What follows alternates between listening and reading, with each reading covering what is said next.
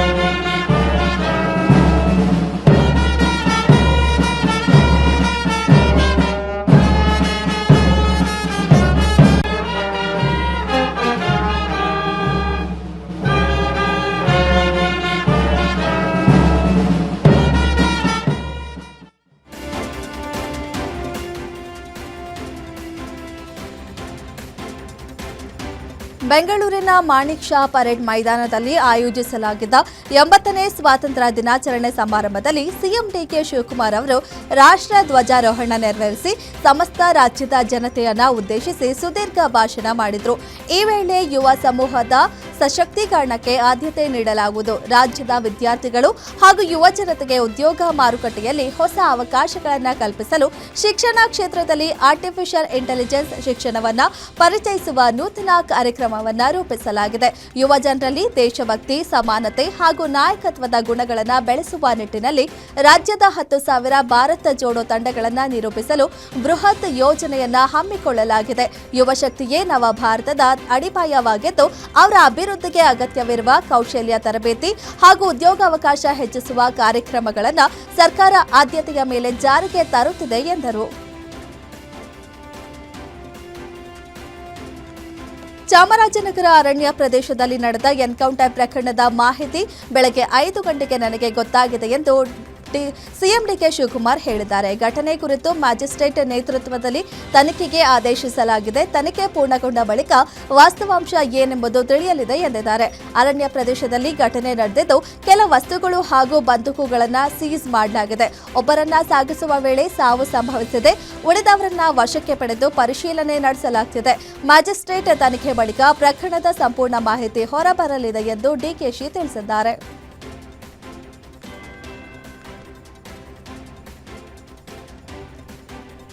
ಮುಖ್ಯಮಂತ್ರಿ ಸ್ಥಾನದಿಂದ ಕೆಳಗಿಳಿದ ಬಳಿಕ ಸಿದ್ದರಾಮಯ್ಯನವರು ಸೈಲೆಂಟ್ ಆಗಿದ್ದಾರೆ. ಬಹಿರಂಗವಾಗಿ ಯಾವುದೇ ಹೇಳಿಕೆಗಳನ್ನು ನೀಡದೆ ಸೈಲೆಂಟ್ ಮೋಡ್ಗೆ ಜಾರಿದ್ದಾರೆ. ಆದರೆ ಸಿದ್ದರಾಮಯ್ಯ ಮಾತ್ರ ನಾನು ಎಲ್ಲಿ ಸೈಲೆಂಟ್ ಆಗಿದ್ದೇನೆ, ನಾನು ಹೆಚ್ಚು ಮಾತನಾಡ್ತಿಲ್ಲ ಅಷ್ಟೇ, ನಾನು ಮುಖ್ಯಮಂತ್ರಿ ಅಲ್ಲ, ಹಾಗಾಗಿ ಜವಾಬ್ದಾರಿ ಇಲ್ಲ. ನೆನೆ ಅಧಿವೇಶನದಲ್ಲಿ ಭಾಗಿಯಾಗಿದ್ದೇನೆ, ಪುಸ್ತಕ ಬಿಡುಗಡೆ ಕಾರ್ಯಕ್ರಮದಲ್ಲಿ ಭಾಗಿಯಾಗಿದ್ದೇನೆ ಎಂದರು.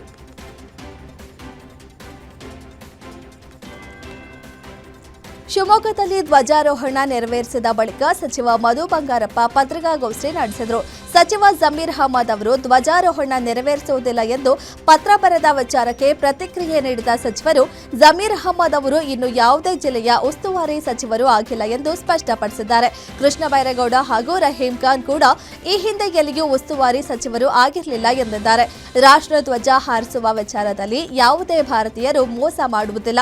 ಜಮೀರ್ ಅಹಮದ್ ಅವರ ಹೇಳಿಕೆಯನ್ನ ತಿರುಚಿ ಬಿಂಬಿಸಲಾಗಿದೆ. ವಿರೋಧ ಪಕ್ಷದವರು ಹೇಳಿದ್ದನ್ನ ಆಧರಿಸಿ ಮಾಧ್ಯಮಗಳು ವಿಚಾರವನ್ನ ತಿರುಚಿ ಹೇಳಬಾರದು. ಜಮೀರ್ ಅಹಮದ್ ಅವರು ಆ ರೀತಿ ಹೇಳಿಯೇ ಇಲ್ಲ ಎಂದು ಮಧು ಬಂಗಾರಪ್ಪ ಸ್ಪಷ್ಟಪಡಿಸಿದ್ದಾರೆ.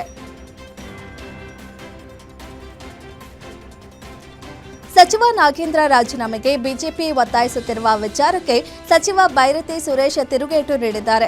ಹಗರಣದ ಆರೋಪ ಯಡಿಯೂರಪ್ಪ ಅವರ ಮೇಲೂ ಇರಲಿಲ್ಲವೇ ಎಂದು ಪ್ರಶ್ನಿಸಿರುವ ಅವರು, ಯಡಿಯೂರಪ್ಪ ಮುಖ್ಯಮಂತ್ರಿ ಆಗಿದ್ದಾಗಲೂ ಹಲವು ಆರೋಪಗಳು ಕೇಳಿ ಬಂದಿದ್ದವು ಎಂದಿದ್ದಾರೆ. ಬಿಜೆಪಿಯಲ್ಲಿ ಕೂಡ ಹಲವರ ವಿರುದ್ಧ ಆರೋಪಗಳಿವೆ.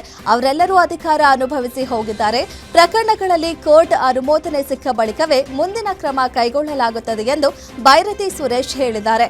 ಚಿಕ್ಕಬಳ್ಳಾಪುರದಲ್ಲಿ ಮಾತನಾಡಿದ ಸಚಿವರು ಬಿಜೆಪಿ ನಾಯಕರ ವಿರುದ್ಧದ ಆರೋಪಗಳನ್ನು ಪ್ರಸ್ತಾಪಿಸಿ ತಿರುಗೇಟು ನೀಡಿದ್ದಾರೆ. ಬೆಂಗಳೂರು ಬಳಿಕ ಇದೀಗ ತುಮಕೂರಿನಲ್ಲೂ ಫುಟ್ಪಾತ್ ತೆರವು ಕಾರ್ಯಕ್ಕೆ ಸರ್ಕಾರ ಮುಂದಾಗಿದೆ. ಸುಪ್ರೀಂ ಕೋರ್ಟ್ ಆದೇಶದಂತೆ ಫುಟ್ಪಾತ್ಗಳನ್ನು ತೆರವು ಮಾಡಲಾಗುವುದು ಎಂದು ಡಿಸಿಎಂ ಡಾಕ್ಟರ್ ಜಿ ಪರಮೇಶ್ವರ್ ತಿಳಿಸಿದ್ದಾರೆ. ಫುಟ್ಪಾತ್ ತೆರವು ಕುರಿತು ಜನರು ಬೇಸರಗೊಂಡರೂ ಪರವಾಗಿಲ್ಲ, ಸಾರ್ವಜನಿಕರ ಅನುಕೂಲಕ್ಕಾಗಿ ಕ್ರಮ ಕೈಗೊಳ್ಳುತ್ತೇವೆ ಎಂದಿದ್ದಾರೆ. ಎಲ್ಲಾ ಸಮಸ್ಯೆಗಳನ್ನು ಪರಿಶೀಲಿಸಿಗೆ ಸುಪ್ರೀಂ ಕೋರ್ಟ್ ಆದೇಶ ನೀಡಿದೆ. ಜನರ ಸುಗಮ ಸಂಚಾರಕ್ಕೆ ಅನುಕೂಲವಾಗಲೆಂದೇ ಫುಟ್ಪಾತ್ ನಿರ್ಮಿಸಲಾಗುತ್ತದೆ ಎಂದು ತುಮಕೂರಿನಲ್ಲಿ ಡಿಸಿಎಂ ಸ್ಪಷ್ಟಪಡಿಸಿದ್ದಾರೆ. ಸುಪ್ರೀಂ ಕೋರ್ಟ್ ಆದೇಶ ಮಾಡಬೇಕಾದ್ರೆ ಇದನ್ನೆಲ್ಲ ಪರಿಗಣಿಸಲಿಲ್ವಾ? ರಸ್ತೆ ಮಾಡಿದ್ದೀರ, ರಸ್ತೆಯಲ್ಲಿ ಫುಟ್ಪಾತ್ ಮಾಡಿದ್ದೀರ, ಚರಂಡಿ ಮಾಡಿದ್ದೀರ. ಇದು ಯಾರಿಗಿದು? ಸಾರ್ವಜನಿಕರಿಗೆ ಅದನ್ನು ನಾವು ಹೇಳಿಲ್ಲ ಕೇಳಲಿಲ್ಲ, ಬಂದು ಆಕ್ಯುಪೈ ಮಾಡಿಕೊಂಡು ಅಂಗಡಿಗಳಿಟ್ಕೊಂಡು ಮತ್ತೊಂದು ಮಾಡಿಕೊಂಡು ಆ ರಸ್ತೆನೂ ಇಲ್ಲ, ಆ ಚರಂಡಿನೂ ಇಲ್ಲ, ಫುಟ್ಪಾತ್ ಮೊದಲೇ ಇಲ್ಲ. ಜನ ಎಲ್ಲಿ ಹೋಗಬೇಕು? ರಸ್ತೆ ಮಾಡಿದ ಪರ್ಪಸ್ ಏನು? ಒಂದು ಕಡೆ ವೆಹಿಕಲ್ಸ್ರು ತೊಗೊಂಡು ಬಂದು ನಿಲ್ಲಿಸ್ಕೊಳ್ತಾರೆ. ವೆಹಿಕಲ್ಸ್ಗಳು ಎರಡು ಕೆಲವು ಕಡೆ ನೀವು ಸಿಟಿಯಲ್ಲಿ ಬೆಂಗಳೂರಲ್ಲಿ ನೋಡ್ಬೇಕು, ಇಲ್ಲಿ ಅಷ್ಟೊಂದು ಇರಲಿಕ್ಕಿಲ್ಲ. ಜೈಲಿನಲ್ಲಿರುವ ಮಾಜಿ ಸಂಸದ ಪ್ರಜ್ವಲ್ ರೇವಣ್ಣಗೆ ಸಂಬಂಧಪಟ್ಟಂತೆ ಮತ್ತೊಂದು ಮಹತ್ವದ ಮಾಹಿತಿ ಹೊರಬಿದ್ದಿದೆ. ತಂದೆ ತಾಯಿ ಹಾಗೂ ಗರ್ಲ್ ಫ್ರೆಂಡ್ಗೆ ಮಾತ್ರವಲ್ಲದೆ ಪ್ರಕರಣದ ಇತರರಿಗೂ ಕರೆ ಮಾಡಿರುವ ಶಂಕೆ ವ್ಯಕ್ತವಾಗಿದೆ. ಅದರಲ್ಲೂ 2ನೇ ಅತ್ಯಾಚಾರ ಪ್ರಕರಣದ ಸಾಕ್ಷಿಗಳಿಗೆ ಕರೆ ಮಾಡಿ ಅವರ ಮೇಲೆ ಪ್ರಭಾವ ಬೀರಲು ಯತ್ನಿಸಲಾಗುತ್ತೆ ಎಂಬ ಅನುಮಾನ ಪೊಲೀಸರಿಗೆ ಮೂಡಿದೆ. ಪ್ರಜ್ವಲ್ ರೇವಣ್ಣ ಡೈರಿಯಲ್ಲಿ ದಾಖಲಾಗಿರುವ ಮೊಬೈಲ್ ನಂಬರ್ಗಳ ಬಗ್ಗೆಯೂ ಪೊಲೀಸರು ಮಾಹಿತಿ ಕಲೆ ಹಾಕ್ತಿದ್ದಾರೆ. ಯಾರ್ಯಾರಿಗೆ ಕರೆ ಮಾಡಲಾಗಿದೆ, ಕರೆಗಳ ಉದ್ದೇಶವೇನು ಎಂಬ ಬಗ್ಗೆ ತನಿಖೆ ಮುಂದುವರೆದಿದೆ. ಸಿಐಡಿಯಲ್ಲಿ ದಾಖಲಾಗಿರುವ ಅತ್ಯಾಚಾರ ಪ್ರಕರಣದ ಸಾಕ್ಷಿಗಳ ಬಗ್ಗೆಯೂ ಪರಿಶೀಲನೆ ನಡೆಯುತ್ತಿದೆ. ಕದ್ದು ಮುಚ್ಚಿ ತಮಿಳುನಾಡಿಗೆ ಕಾವೇರಿ ನೀರು ಹರಿಸಲಾಗುತ್ತಿದೆ ಎಂದು ಆರೋಪಿಸಿ ಮಂಡ್ಯದಲ್ಲಿ ರೈತರ ಆಕ್ರೋಶ ಭುಗಿಲೆದ್ದಿದೆ. ಶ್ರೀರಂಗಪಟ್ಟಣದ ಸ್ನಾನಘಟ್ಟದ ಬಳಿ ಭೂಮಿ ತಾಯಿ ಹೋರಾಟ ಸಮಿತಿ ಕಾರ್ಯಕರ್ತರು ಕಾವೇರಿ ನದಿಗೆ ಇಳಿದು ಪ್ರತಿಭಟನೆ ನಡೆಸಿದ್ದಾರೆ.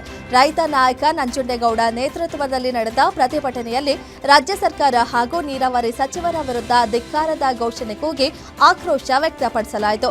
ರೈತರ ಹಿತ ಕಡೆಗಣಿಸಿ ತಮಿಳುನಾಡಿಗೆ ನೀರು ಹರಿಸುತ್ತಿರುವ ಕ್ರಮವನ್ನು ತಕ್ಷಣ ನಿಲ್ಲಿಸಬೇಕು ಎಂದು ಪ್ರತಿಭಟನಾಕಾರರು ಆಗ್ರಹಿಸಿದರು.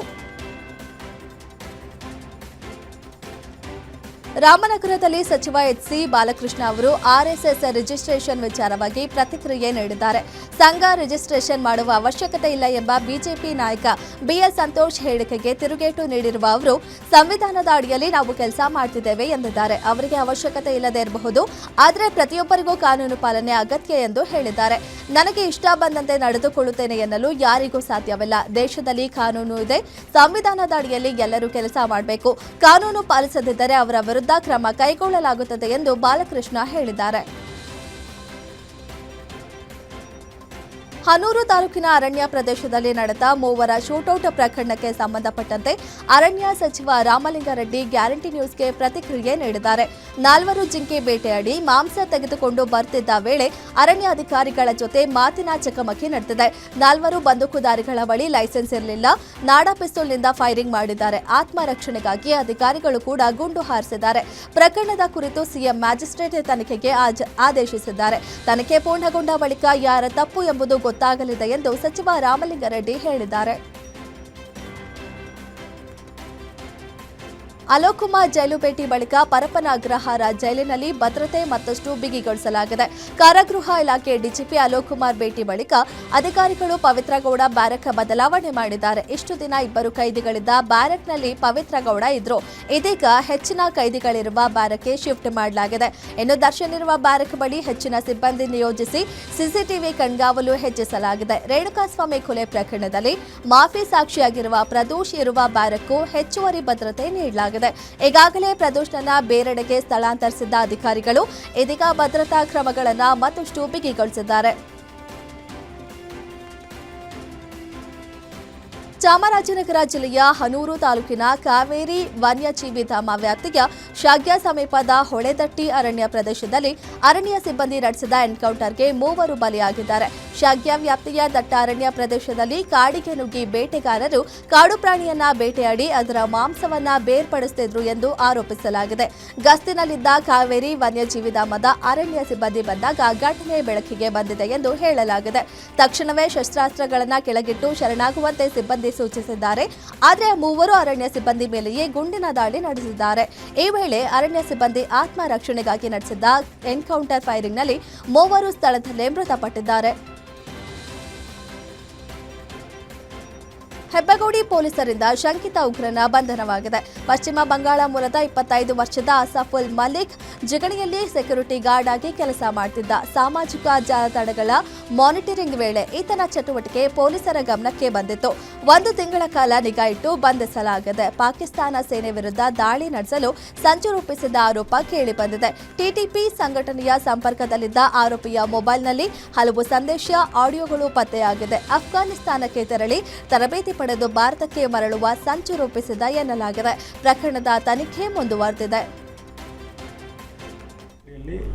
ನಿಷೇಧಕ್ಕೆ ಒಳಗಾದಂತಹ ಮತ್ತು ಗ್ಲೋಬಲ್ ಟೆರರಿಸ್ಟ್ ಆರ್ಗನೈಸೇಷನ್ ಅಂತ ಹೆಸರು ದಾಖಲಾಗಿರುವ TTP ತೆಹರಿಕ್ ಇ ತಾಲಿಬಾನ್ ಪಾಕಿಸ್ತಾನ್ ಅನ್ನೋ ಒಂದು ಸಂಸ್ಥೆ ಜೊತೆ ಸಂಪರ್ಕದಲ್ಲಿದ್ದು ಅದರ ವಿಚಾರಧಾರೆಗಳನ್ನು ಫೇಸ್ಬುಕ್ ಮುಖಾಂತರ ಪ್ರಚಾರ ಮಾಡ್ತಾ ಈ ಸಂಘಟನೆಗಳಿಗೆ ಜನಗಳನ್ನ ಸೇರಿಸೋದಕ್ಕೆ ಅವನು ಪ್ರಭಾವಿತನಾಗಿ ಬೇರೆಯವ್ರನ್ನ ಪ್ರಭಾವಿತ ಮಾಡಿ ಇರೋಂಥ ಒಂದು ಶಂಕಿತ ವ್ಯಕ್ತಿಯನ್ನು ಹೆಬ್ಬಗೋಡಿ ಪೊಲೀಸರು ಬಂಧಿಸಿದ್ದಾರೆ.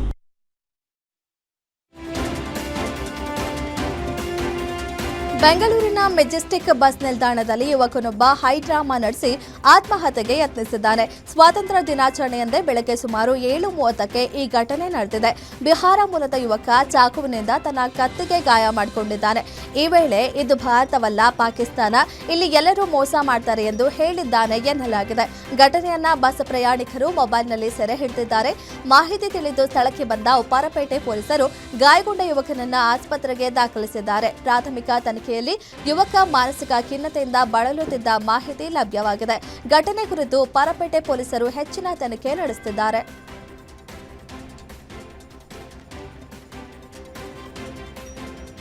ಶಿವಮೊಗ್ಗ ಜಿಲ್ಲೆ ಸಾಗರ ತಾಲೂಕಿನ ಗೌತಮಪುರದಲ್ಲಿ ಅಕ್ರಮವಾಗಿ ಗಾಂಜಾ ಬೆಳೆದಿದ್ದ ತೋಟದ ಮೇಲೆ ಪೊಲೀಸರು ದಾಳಿ ನಡೆಸಿದ್ದಾರೆ. ಖಚಿತ ಮಾಹಿತಿ ಆಧರಿಸಿ ಆನಂದಪುರ ಪೊಲೀಸರು ನಡೆಸಿದ ಕಾರ್ಯಾಚರಣೆಯಲ್ಲಿ ಬಸವರಾಜ್ ಎಂಬ ಆರೋಪಿಯನ್ನ ಬಂಧಿಸಲಾಗಿದೆ. ಮನೆಯ ಹಿಂಭಾಗದ ತೋಟದಲ್ಲಿ ಬೆಳೆದಿದ್ದ ಗಾಂಜಾ ಗಿಡಗಳನ್ನು ಪೊಲೀಸರು ಜಪ್ತಿ ಮಾಡಿದ್ದಾರೆ.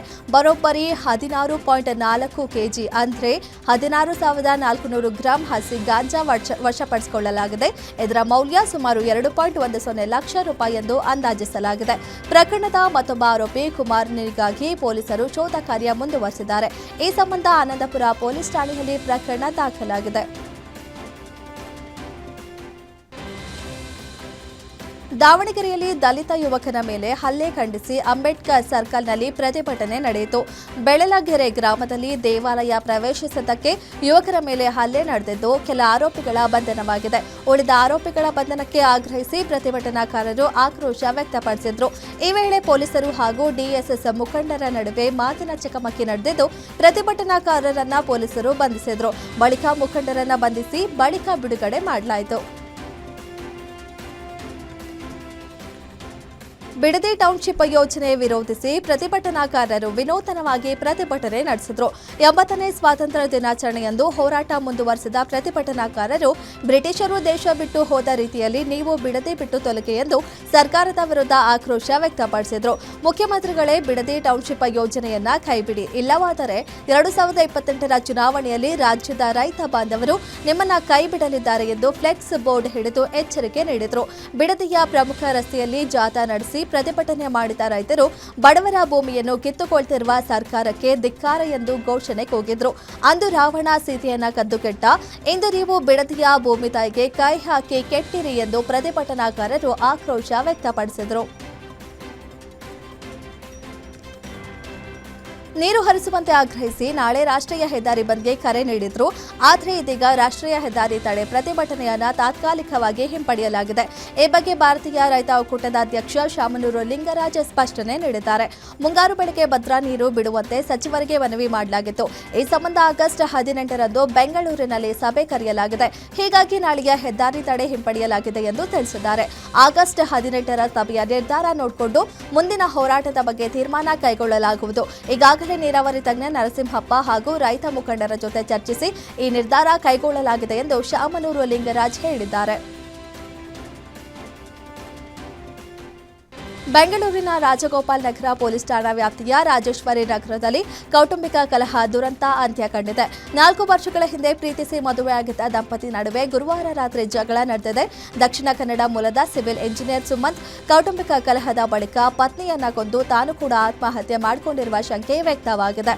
ಆತ್ಮಹತ್ಯೆಗೂ ಮುನ್ನ ಸುಮಂತ್ ತನ್ನ ತಾಯಿಗೆ ವಾಯ್ಸ್ ಮೆಸೇಜ್ ಕಳುಹಿಸಿದ. ನನ್ನ ಪಿಎಫ್ ಹಣ ಹಾಗೂ ಮನೆಯ ವಸ್ತುಗಳನ್ನು ತೆಗೆದುಕೊಂಡು ಹೋಗುವಂತೆ ಸಂದೇಶದಲ್ಲಿ ತಿಳಿಸಿದ ಎನ್ನಲಾಗಿದೆ. ಪ್ರಕರಣ ದಾಖಲಿಸಿಕೊಂಡಿರುವ ರಾಜಗೋಪಾಲ್ ನಗರ ಪೊಲೀಸರು ತನಿಖೆ ಮುಂದುವರೆಸಿದ್ದಾರೆ. ಚಿಕ್ಕಮಗಳೂರು ಜಿಲ್ಲೆಯ ಮೂಡಿಗೆರೆ ತಾಲೂಕಿನ ದೇವರಮನೆಗುಡ್ಡಕ್ಕೆ ಪ್ರವಾಸಕ್ಕೆ ಬಂದಿದ್ದ ಯುವಕನೊಬ್ಬ ಹೃದಯಾಘಾತದಿಂದ ಮೃತಪಟ್ಟಿದ್ದಾನೆ. ಬೆಂಗಳೂರಿನಿಂದ ಗೆಳೆಯರೊಂದಿಗೆ ಪ್ರವಾಸಕ್ಕೆ ಬಂದಿದ್ದ 26 ವರ್ಷದ ನರೇಶ್ ಮೃತ ಯುವಕ ದೇವರಮನೆಗುಡ್ಡದಲ್ಲಿ ಬೈಕ್ ನಿಲ್ಲಿಸಿ ಕೋಟ್ ಧರಿಸುವ ವೇಳೆ ನರೇಶ್ಗೆ ಏಕಾಏಕಿ ಹೃದಯಾಘಾತವಾಗಿದೆ. ಕೂಡಲೇ ಆತನನ್ನು ಆಸ್ಪತ್ರೆಗೆ ದಾಖಲು ಮಾಡಿದ್ರು. ವೈದ್ಯರು ಮೃತಪಟ್ಟಿರುವುದಾಗಿ ದೃಢಪಡಿಸಿದ್ದಾರೆ. ಘಟನೆಗೆ ಸಂಬಂಧಿಸಿದಂತೆ ಸ್ಥಳೀಯರು ಹಾಗೂ ಪ್ರವಾಸಿಗರಲ್ಲಿ ಆತಂಕ ಮೂಡಿದೆ. ಹಿಂಡಲಗ ಜೈಲಿನಲ್ಲಿರುವ ರೌಡಿ ಶೂಟರ್ ಗ್ರೇಸ್ ವಾಲ್ಟರ್ ಜೋಸೆಫ್ನಿಂದ ಕಸದ ಗುತ್ತಿಗೆದಾರನಿಗೆ ಹಫ್ತಾ ಬೆದರಿಕೆ ಆರೋಪ ಕೇಳಿಬಂದಿದೆ. ಇನ್ಸ್ಟಾಗ್ರಾಂ ಮೂಲಕ ಕರೆ ಮಾಡಿ ತಿಂಗಳಿಗೆ 30,000 ನೀಡುವಂತೆ ಬೇಡಿಕೆ ಇಟ್ಟಿದ್ದಾನೆ ಎನ್ನಲಾಗಿದೆ. ಹಣ ನೀಡದಿದ್ದರೆ ಕೊಲೆ ಮಾಡುವುದಾಗಿ ಬೆದರಿಕೆ ಹಾಕಿದ್ದಾನೆ. ಈ ಬಗ್ಗೆ ಬನಶಂಕರಿ ಠಾಣೆಯಲ್ಲಿ ದೂರು ದಾಖಲಾಗಿದ್ದು ವಾಲ್ಟರ್ ಹಾಗೂ ಸಹಚರರ ವಿರುದ್ಧ ಪೊಲೀಸರು ತನಿಖೆ ನಡೆಸುತ್ತಿದ್ದಾರೆ. ಚಿಕ್ಕಬಳ್ಳಾಪುರ ಜಿಲ್ಲೆಯ ಚಿಂತಾಮಣಿ ತಾಲೂಕಿನ ಕಟಮಾಚನಹಳ್ಳಿ ಗೇಟ್ ಬಳಿ ಭೀಕರ ಅಪಘಾತ ಸಂಭವಿಸಿದೆ.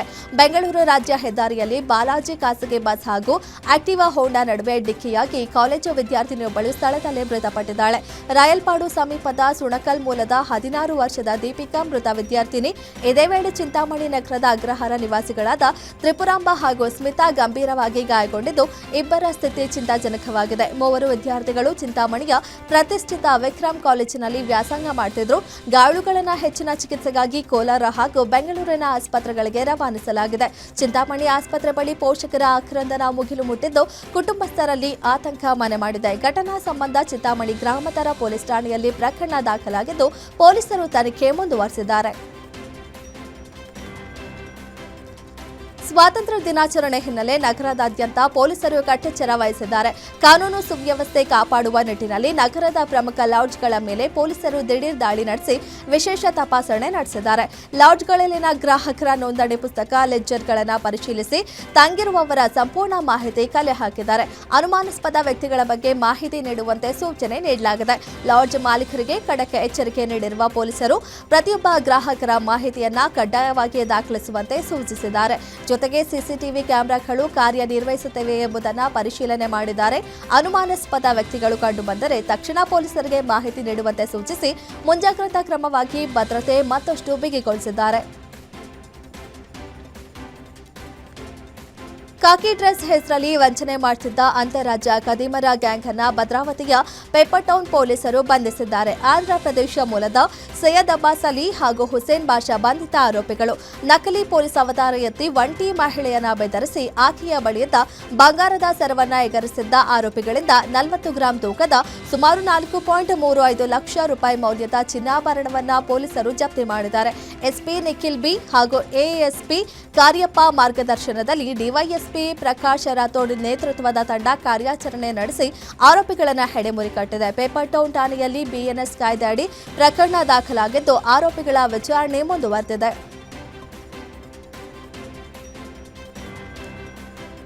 ದೇವನಹಳ್ಳಿ ಭಾಗದಲ್ಲಿ ಕಿಡಿಗೇಡಿಗಳ ಡೆಡ್ಲಿ ವೀಲಿಂಗ್ ಹೆಚ್ಚಾಗಿದೆ. ವೀಕೆಂಡ್ ಜೊತೆಗೆ ಸ್ವಾತಂತ್ರ್ಯ ದಿನಾಚರಣೆ ಹಿನ್ನೆಲೆ ಬೆಂಗಳೂರಿನಿಂದ ನೂರಾರು ಬೈಕ್ಗಳಲ್ಲಿ ಬಂದ ಪುಂಡರು ಹೆದ್ದಾರಿಯಲ್ಲಿ ವೀಲಿಂಗ್ ಮಾಡಿ ಹುಚ್ಚಾಟ ಮೆರೆದಿದ್ದಾರೆ.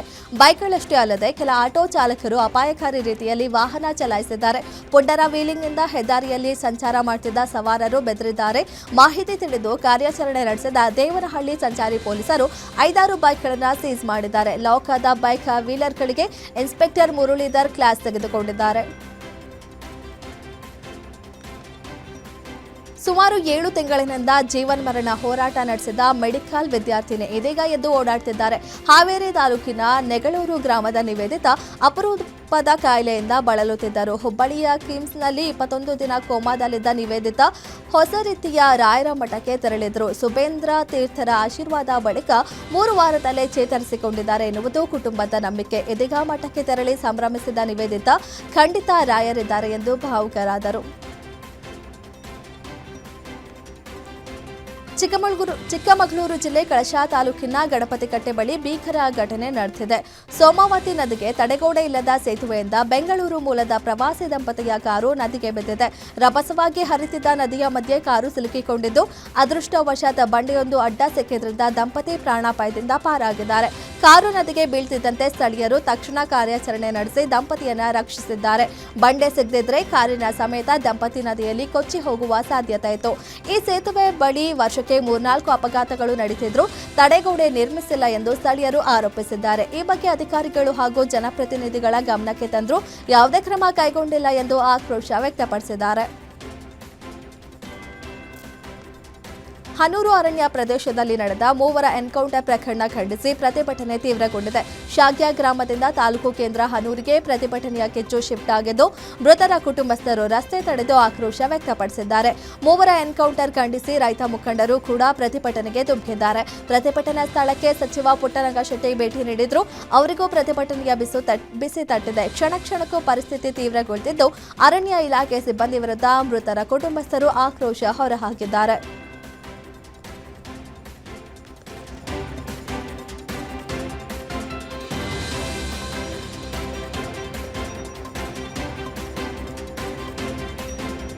ಕರ್ನಾಟಕದಲ್ಲಿ ಇದೇ ಮೊದಲ ಬಾರಿಗೆ ವರ್ಲ್ಡ್ ಟೆಕ್ಸ್ಟೈಲ್ಸ್ ಇಂಡಿಯಾ 2026 ಆಯೋಜನೆಗೆ ಸರ್ಕಾರ ತೀರ್ಮಾನ ಮಾಡಿದೆ. ಅಕ್ಟೋಬರ್ 1ರಿಂದ 4ರವರೆಗೆ ವೈಟ್ ಫೀಲ್ಡ್ನ ಕರ್ನಾಟಕ ಟ್ರೇಡ್ ಪ್ರಮೋಷನ್ ಆರ್ಗನೈಸೇಷನ್ನಲ್ಲಿ ಕಾರ್ಯಕ್ರಮ ನಡೆಯಲಿದೆ. ಜವಳಿ ತಯಾರಕರು, ರಫ್ತುದಾರರು, ವಿನ್ಯಾಸಕರು, ಬ್ರ್ಯಾಂಡ್ಗಳು ಹಾಗೂ ಉದ್ಯಮಿಗಳು ಒಂದೇ ವೇದಿಕೆಯಲ್ಲಿ ಸೇರಲಿದ್ದಾರೆ. 30ಕ್ಕೂ ಹೆಚ್ಚು ದೇಶಗಳ ಪ್ರತಿನಿಧಿಗಳು ಭಾಗವಹಿಸುವ ಸಾಧ್ಯತೆ ಇದೆ. ಈ ಮೂಲಕ ಭಾರತೀಯ ಜವಳಿ ಉತ್ಪನ್ನಗಳಿಗೆ ಅಂತಾರಾಷ್ಟ್ರೀಯ ಮನ್ನಣೆ ಹಾಗೂ ಹೊಸ ಮಾರುಕಟ್ಟೆಯ ಅವಕಾಶಗಳು ದೊರೆಯುವ ನಿರೀಕ್ಷೆ ಇದೆ.